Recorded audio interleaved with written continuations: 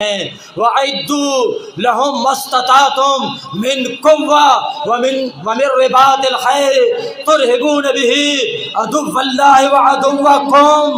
رب فرماتا ہے تیاری پکڑو، گھوڑے تیار رکھو قوت کے ساتھ اپنے اور اللہ کے دشمنوں کے ساتھ۔ حافظ صاحب اپنے دشمنوں سے تو لڑے ہو، اللہ کے دشمن تو باقی ہیں اسرائیلی، اپنے دشمنوں سے تو لڑے ہو۔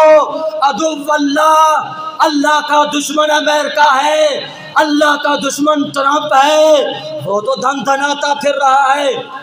آج میرا سیدھا چھننی ہے، دیکھیں اس موقع پہ جب غزہ پورا ملیا میٹ ہو چکا ہے، اس موقع پہ صدر ٹرمپ جب عرب جاتا ہے، وہ عرب جو امت مسلمہ کا مرکز محور، خانہ کعبہ بھی وہاں، روضۃ الرسول بھی وہاں سے اس امت کی آبیاری کی جاتی، لیکن وہاں یہود کا بھائی سعود مسلط ہے، اور اس نے وہی کام کیا۔ کل انگریز محمد بن عبد الوہاب نجدی کو، جس کے ذریعے سے دولت عثمانیہ کے ٹکڑے کیے گئے، ترکی ہو، لبنان ہو، شام ہو، فلسطین ہو، یہ کتنے ممالک تھے، ایک ریاست تھی محمد بن عبد الوہاب نجدی، اور ان کافر انگریزوں نے اپنی عورتوں کو سجا کے بناؤ سنار کر کے مسلمان حکمرانوں کو پیش کر کے، فوجی وہ اڈوں پہ پیش کر کے اس امت کے خلاف سازش کی، لیکن آج اس سے بھی برعکس ہو رہا ہے کہ اس موقع پہ وہ آل سعود نہیں ہے، یہ ہے آل یہود، یہ یہود والا اس نے کام کیا۔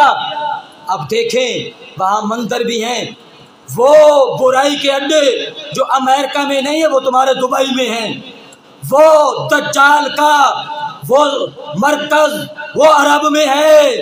اور اب صدر ٹرمپ کے لیے، کل انگریز مسلمانوں کو بچیاں پیش کرتے تھے، آج اس آل یہود آل سعود نے ٹرمپ کے سامنے، پتہ نہیں مسلم تھیں یا، لیکن ظاہر میں تو وہ مسلم ہی خواتین ہیں، جن کو سامنے کھڑا کر کے طوفان بدتمیزی برپا کیا گیا۔ امت کو کیا پیغام دیا گیا کہ خانہ کعبہ کے متولی، روضۃ الرسول کے متولیوں نے یہ کیا کام کیا۔